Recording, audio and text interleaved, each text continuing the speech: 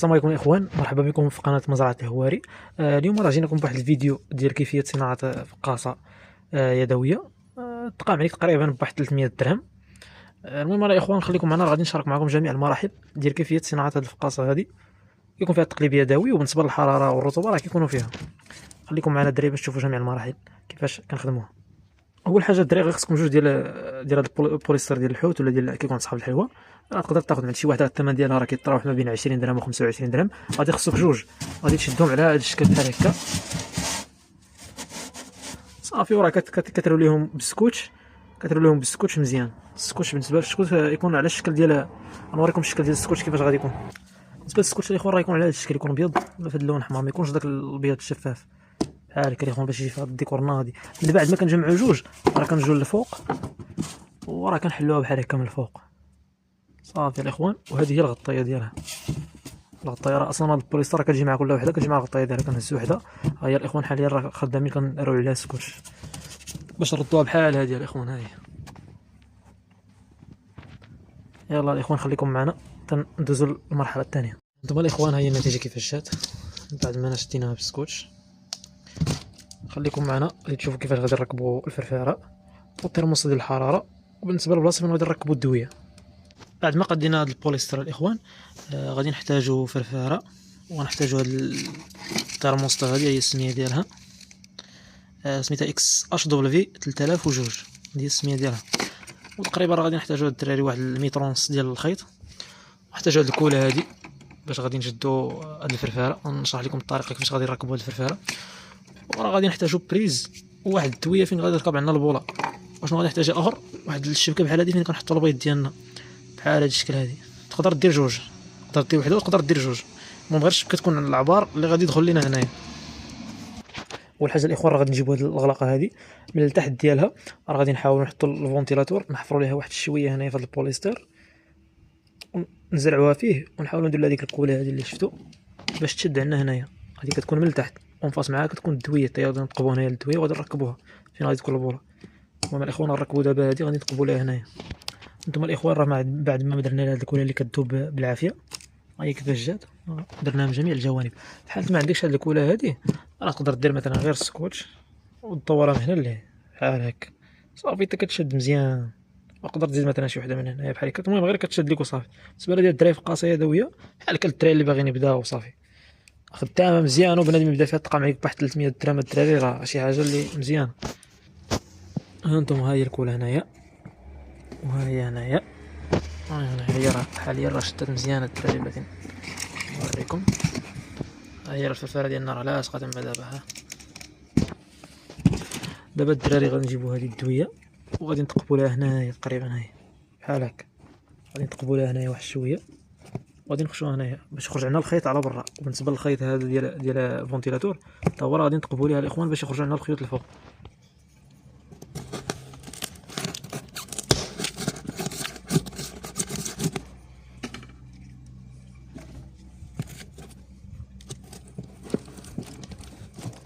الدراري بعد ما تقبلنا لها كتجي على هذا الشكل بحال هكا. دابا غادي نركبوا لها الخيط ديالها وغادي نخرجوه على برا. انتم الاخوان الخيط ديال الفرفاره هو خرجناه من حداها. وبالنسبه للدويه راه ركبنا لها الخيط وثقبناها هما كيف جاو هنايا. اول خيط ديال الفرفاره، اول خيط ديال البوله. دابا غادي نجيبوا هادي الترموسطه هادي وغادي نربطوها مع هاد الخيط هذا، هاد الخيط اللي جاي اللي غادي للبوله. وبالنسبه للخيط اللي غادي يجيب عندنا الضوء راه غادي نربطوه مع الفرفاره وغادي نربطوه مع هادي، حيت الفرفاره ما كتطفاش الاخوان، كتبقى ديما خدامه. يعني غادي نجيبوا لها الخيط ديال 220 وكذلك غادي نربطوه مع هادي. نشرح لكم دابا الترموسطه الاخوان. هي السميه ديالها راه قلت لكم راه هي هادي، هي السميه ديالها اكس اش دبليو 3002. راه الثمن ديالها الاخوان راه كيتراوح تقريبا ما بين 90 درهم حتى 120 درهم على حسب البلاصه منين خديتيها. عندنا فيها الاخوان ها هما عندنا جوج خيوطات، الخيط كحل وخيط احمر. هادو هما اللي كيمشيو عندنا للضوء، كيمشيو عندنا الخيط ديال 220 كنزدوهم مع الفرفاره بحال هكا، كنزدوهم مع هاد الخيوط ديال الفرفاره. المهم الخيوط ديال الفرفاره كنزدوهم مع هادي وكندخلوا لهم الخيط ديال الضوء. كيبقى عندنا هاد الخيط هذا الصفر والكحل، هذا هو اللي كنربطوه مع هاد الدويه هادي، مع اللي غادي للبوله. وبالنسبه لهاد الخيط الكحل هذا راه فيه هاد لاصون هذه اللي كتعبر الحراره، هذا كنهبطو كندير ليه حتى واحد الثقب وكنهبطو لداخل في قاصل داخل. خليكم معايا الدراري غادي نمونطي هادشي ونشرح لكم كيفاش الطريقه ديالو. نتوما الاخوان بالنسبه للخيط اللي قلنا غادي للبولاغ ديال التويه، ها هو راه كركبنا فيه الصفر والكحل. الصفر والكحل اللي هادو اللي كاين في الوسط. بالنسبه لهادو راه هما اللي غادي نزيدو مع الخيط اللي غادي للفرفاره، وهما اللي غادي نربطو معاهم الخيط اللي غادي يجيب لنا الضو ولا غادي نركبو فيه بريز. وانتم الاخوان بعد ما زدينا قلنا هاد الكحل وهاد الحمار هذا مع الخيوط اللي غادي للفرفاره، غادي نجيبو خيط اللي غادي نجيبو به الضو اللي غادي نركبو فيه بريز، وغادي نزيدوه مع هادو اللي غادي للفرفاره. اذا هانتوما الاخوان راه شدينا هادشي بسكوتش كحل، غطينا هادو وغطينا هادو اللي ركبناهم مع الخيط اللي غادي للبورا. دابا شنو غنديرو؟ غادي نجيو هنايا هاد الخيط اللي ركبنا وغادي نركبو واحد البريز هنايا اللي غادي نبقاو نبرونشوه في الضو.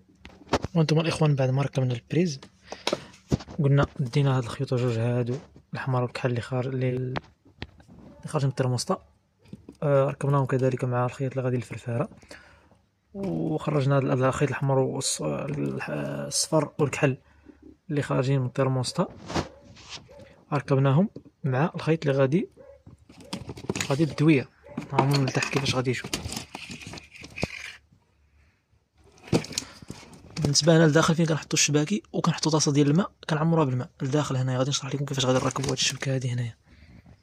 دابا الاخوان شنو غادي نديروا قبل ما نسدوا هادشي بالسكوتش؟ راه ضروري خاصنا نجربوا نشوفوا واش الامور مزيانه. غنجيب بوله الاخوان غادي نركبها هنايا وغادي نجرب داكشي نشوف واش مزيان. واحد الاضافه اخرى الاخوان، راه هاد الخيط هاد لاصون اللي كيعبر الحراره هو راه ثقبنا ليه من الفوق ثاني، هو راه هبطناه لتحت، هذا راه كيبقى غير مدليه هكا لتحت. فاش كتحط الشباكي ديال البيض راه كيبقى غير بحال هكا من فوق منه، ما هو السلك ديالو. دابا الاخوان نديرو هادشي في الضو ونجربوه. يا بسم الله. انتم الاخوان هذه الفرفاره خدامه هي البوله. وبالنسبه للراه هنا فين كنقراو الحراره اللي عندنا،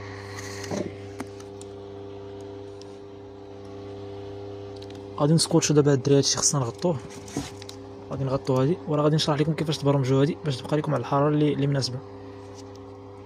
دابا الدراري غنشرح لكم الطريقه ديال البرمجه ديال هاد الترموسطا. حركنا الخيط الدراري. اول حاجه الدراري كتضغط على هاد السيت هادي اللي هنايا، كنضغطوا عليها بحال هكا كطلع لنا هذا بي زيرو، كنعاودو نكليكو عليها.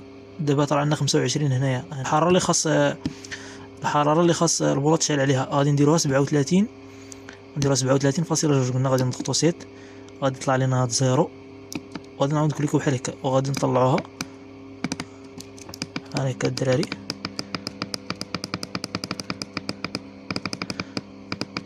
غادي نبقاو نكليكو الدراري تنوصلوها 37.2.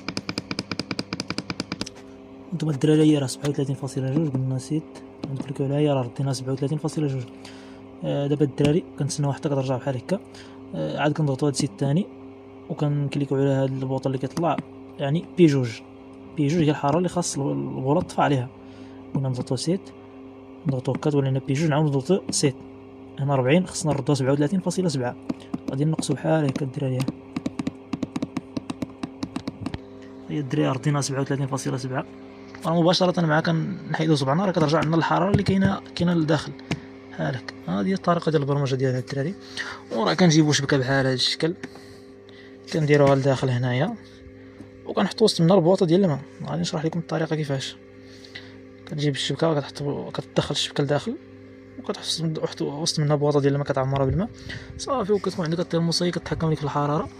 وراه كيكون عندك تقليب يدوي. من بعد ما كدوز واحد 3 ايام راه كتبدا كتقلب البيض عن طريقه يدويه. بالنسبه للتقليب الاخوان راه كيكون على الاقل 3 مرات في النهار. هادشي اللي كاين الاخوان، واللي خصاتو شي حاجه خلينا شي ميساج راه نجاوبوه.